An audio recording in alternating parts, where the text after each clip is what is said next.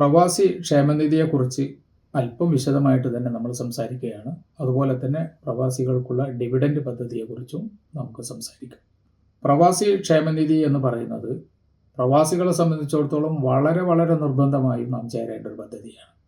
കാരണം ഈ ക്ഷേമ പദ്ധതിയിൽ നമുക്കെല്ലാവർക്കും അറിയാവുന്നതുപോലെ പെൻഷൻ ഒരു പ്രധാന ഘടകമാണ്.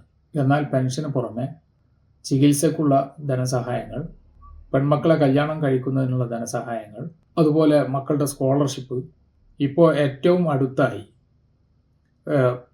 തീരെ വരുമാനം കുറഞ്ഞ പ്രവാസികൾക്ക് വീട് വെക്കുന്നതിനുള്ള വായ്പകൾ എന്നിവയെല്ലാം ഇതിലൂടെ ലഭിക്കുന്നുണ്ട്. അതുകൊണ്ട് തന്നെ വളരെ ചെറിയ ഒരു എമൗണ്ട് മാത്രമാണ് നാം മുടക്കേണ്ടത്. പ്രതിമാസം 350 ഇന്ത്യൻ രൂപയാണ് നാം അതിനു വേണ്ടി മുടക്കേണ്ടത്. അതിൻ്റെ രജിസ്ട്രേഷനായിട്ട് വെറും 200 രൂപയാണ് നമുക്ക് ചിലവായിട്ട് വരുന്നത്.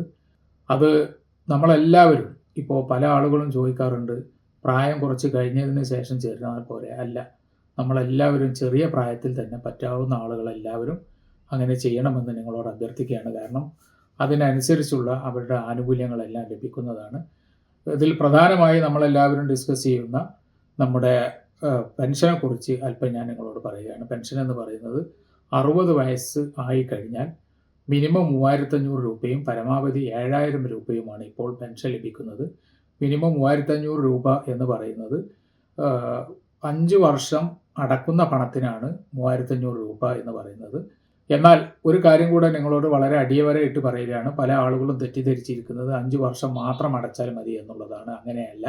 ഉദാഹരണമായി ഒരു 25 വയസ്സിൽ ഒരാൾ അംഗമായി ചേരുകയാണെങ്കിൽ അദ്ദേഹം 60 വയസ്സ് വരെ അടക്കേണ്ടതുണ്ട്. ഈ 5 വർഷം എന്ന് പറയുന്നത് പെൻഷൻ കണക്കാക്കുന്നത്, അതായത് 5 വർഷം അടച്ചു തീർന്ന ഒരാളെ സംബന്ധിച്ചിടത്തോളം 3500 രൂപയും അവിടെ നിന്ന് മേലോട്ട് അടക്കാൻ ബാധ്യസ്ഥരായിട്ടുള്ള, ഉദാഹരണം ഇപ്പോൾ നേരത്തെ പറഞ്ഞ പോലെ 25 വയസ്സിൽ ചേർന്ന ഒരാളാണെങ്കിൽ 35 വർഷം അദ്ദേഹം അടക്കേണ്ടത് നിർബന്ധമാണ്.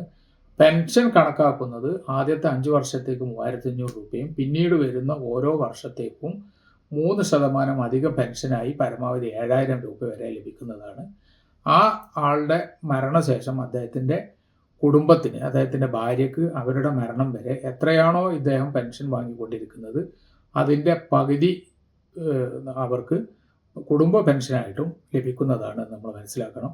അപ്പോൾ ആളുകളൊക്കെ ചോദിക്കാറുണ്ട് എന്തുകൊണ്ട് നേരത്തെ ചേരണമെന്ന്. ഞാൻ നേരത്തെ അതിൻ്റെ വിശദീകരണം പറഞ്ഞു. പക്ഷെ ഒരു കാര്യം കൂടെ നിങ്ങളെ ശ്രദ്ധയിൽപ്പെടുത്തുന്നത്, എത്രാമത്തെ വയസ്സിൽ ചേർന്ന ഒരാളാണെങ്കിലും പരമാവധി 25 മാസങ്ങൾക്കകം അദ്ദേഹം അടച്ച പണം അദ്ദേഹത്തിന് പെൻഷനായിട്ട് തന്നെ തിരികെ വരുമെന്നുള്ളതാണ്. നാം ഒരു കാര്യം കൂടെ മനസ്സിലാക്കുക, പഴയ കാലത്ത് ഈ പെൻഷൻ എന്ന് പറയുന്നത് വെറും 1000 രൂപയായിരുന്നു. അതായത് ഒരു 7 വർഷം മുമ്പ് വെറും 1000 രൂപയായിരുന്നു. ഇപ്പോഴത് മിനിമം പെൻഷൻ 3500 രൂപയായിട്ടുണ്ട്. അതിന് അന്ന് അങ്ങനെ അടച്ച ആളുകൾ ഒന്നും തന്നെ ഒരു രൂപ പോലും കൂട്ടി അടക്കാതെയാണ് കേരളത്തിൽ ഇന്ന് 52,000-ലധികം ആളുകൾ പെൻഷൻ വാങ്ങിക്കൊണ്ടിരിക്കുന്നതെന്നുള്ള ഒരു വസ്തുത കൂടെ ഞങ്ങൾ അറിയിക്കുകയാണ്.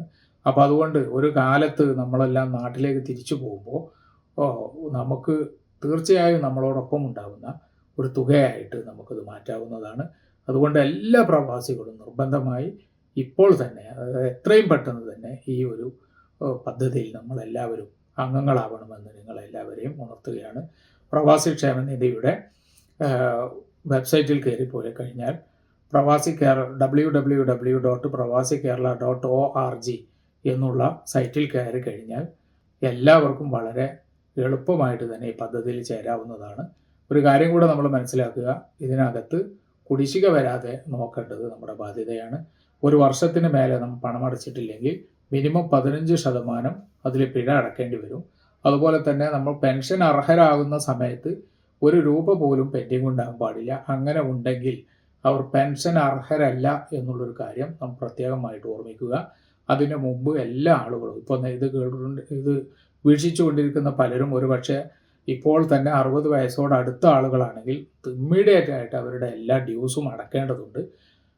അത് അടച്ചിട്ടില്ലെങ്കിൽ നിങ്ങളുടെ പെൻഷൻ നഷ്ടപ്പെടുന്നതാണ് എന്നുകൂടെ നിങ്ങൾ ഓർമ്മിപ്പിക്കുകയാണ്. അതുപോലെ തന്നെ പ്രവാസികൾക്കായിട്ടുള്ള മറ്റൊരു പദ്ധതിയാണ്, വളരെ അട്രാക്റ്റീവായിട്ടുള്ളൊരു പദ്ധതിയാണ് നമ്മുടെ ഡിവിഡൻഡ് പദ്ധതി എന്ന് പറയുന്നത്. അതും പ്രവാസി ക്ഷേമനിധി ബോർഡിൻ്റെ കീഴിൽ തന്നെ നടത്തുന്നതാണ്. ആ പദ്ധതി പ്രകാരം മിനിമം 3 ലക്ഷം രൂപ മുതൽ 51 ലക്ഷം രൂപ വരെ ഒന്നിച്ച് ഫിക്സഡ് ഡെപ്പോസിറ്റായിട്ട് നമുക്ക് അതിനകത്ത് ഡെപ്പോസിറ്റ് ചെയ്യാം. ആ മിനിമം ഡെപ്പോസിറ്റ് ചെയ്ത് കഴിഞ്ഞാൽ ആദ്യത്തെ 3 വർഷത്തെ അതിൽ നിന്ന് വരുന്ന ലംബ വരുമാനം, ആ ഡിവിഡൻഡ് എന്ന് പറയുന്നത് 10% 10% വാർഷിക നിരക്കിൽ കാൽക്കുലേറ്റ് ചെയ്ത് ആദ്യത്തെ 3 വർഷത്തെ തുക അതിനോട് കൂടെ കൂട്ടി, ഒരു ഉദാഹരണത്തിന് 5 ലക്ഷം രൂപ അങ്ങനെ ഡെപ്പോസിറ്റ് ചെയ്ത ആളാണെങ്കിൽ 3 വർഷത്തെ ഓരോ വർഷത്തെയും 3 വർഷത്തേക്കുള്ള ഓരോ വർഷത്തെയും 50,000 രൂപ വെച്ച് 1.5 ലക്ഷം രൂപ, അതായത് 3 വർഷം കഴിയുമ്പോൾ 6.5 ലക്ഷം രൂപയുടെ മേൽ 65,000 രൂപ ഒരു വർഷത്തേക്ക് നമുക്ക് ഡിവിഡൻഡ് ലഭിക്കുന്നതാണ്. അതിനെ മന്ത്ലി ഇൻസ്റ്റാൾമെൻ്റ് ആയിട്ട് അല്ലെങ്കിൽ മാസഗഡുക്കളായിട്ട് നമ്മുടെ ബാങ്ക് അക്കൗണ്ടിലേക്ക് 4ാമത്തെ വർഷം മുതൽ നമുക്ക് ലഭിക്കുന്നതാണ്.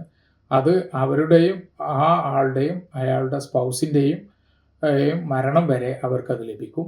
അതിനുശേഷം അവരുടെ മൊത്തം എമൗണ്ട്, അതായത് ഈ 6.5 ലക്ഷം രൂപ, ഉദാഹരണത്തിന് പറഞ്ഞ 6.5 ലക്ഷം രൂപ അവരുടെ മക്കൾക്ക്, അവരുടെ അനന്തരാവകാശികൾക്ക് അത് ലഭിക്കുകയും ചെയ്യുന്ന ഒരു വലിയൊരു സ്കീമാണ്. അപ്പോൾ ഈ 2 സ്കീമുകൾ ഉണ്ടെങ്കിൽ തന്നെ നമ്മുടെ പ്രവാസികളായിട്ടുള്ള ആളുകൾക്ക് ചെറിയ രൂപത്തിലുള്ള, നമ്മൾ നേരത്തെ സൂചിപ്പിക്കപ്പെട്ട ഒരു സമ്പാദ്യശീലത്തിലേക്ക് കടന്നു വരാൻ വളരെ എളുപ്പം സാധിക്കുമെന്നുള്ളത് കൂടെ ഞങ്ങൾ അറിയിക്കുകയാണ്. അതെല്ലാ സാധാരണ പ്രവാസികൾക്കും മിനിമം 3 ലക്ഷം രൂപയെങ്കിലും ഡെപ്പോസിറ്റ് ചെയ്യാവുന്ന സാധാരണ പ്രവാസികൾക്ക് പോലും പ്രാപ്യമായിട്ടുള്ള ഇത്തരം പദ്ധതികളിൽ നമ്മളെല്ലാവരും അംഗങ്ങളാവണമെന്ന് അഭ്യർത്ഥിക്കുകയാണ്.